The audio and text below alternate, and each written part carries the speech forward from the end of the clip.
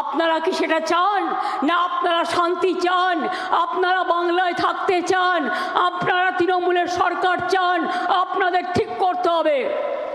যদি আমাকে বিশ্বাস করেন তাহলে দয়া করে কোনো প্ররোচনায় পা দেবেন না।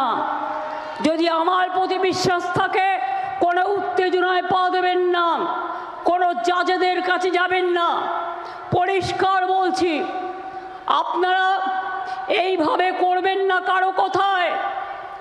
বিজেপির মধ্যেও কমিউনাল লোক আছে, আপনাদের এখানেও কিছু কিছু কমিউনাল লোক ঢুকেছে যারা বিজেপির টাকায় হায়দ্রাবাদ থেকে উড়ে এসেছে আর এখানে টাকা নিয়ে আপনাদের ভোট ভাগাভাগি করার চেষ্টা করছে।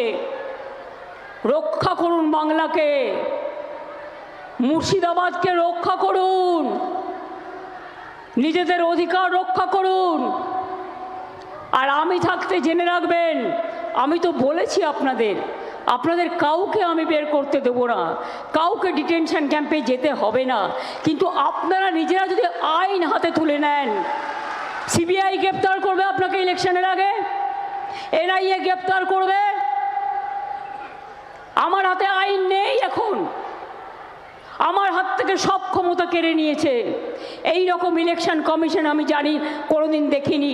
সম্পূর্ণভাবে ব্যর্থ হয়েছেন ল অ্যান্ড অর্ডার মানে প্রশাসনে রাখতে। এটা আমার দোষ নয়, আমার হাতে কিছু নেই, আমার কাছ থেকে সব কেড়ে নেওয়া হয়েছে।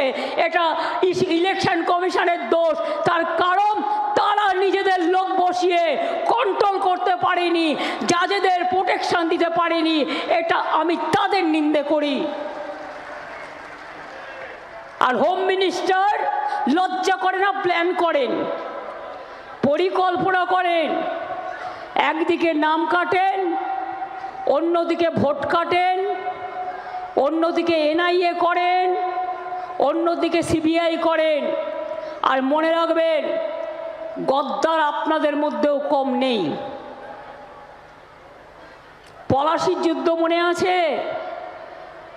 সিরাজউদ্দৌলা বলেছিলেন 1757 সাল, বাংলার শেষ নবাব ইংরেজদের কাছে মাথা বিক্রি করে দিয়েছিল মির্জাফর। বাংলার আওয়াজ, বাঙালির আবেগ, জি 24 ঘন্টা।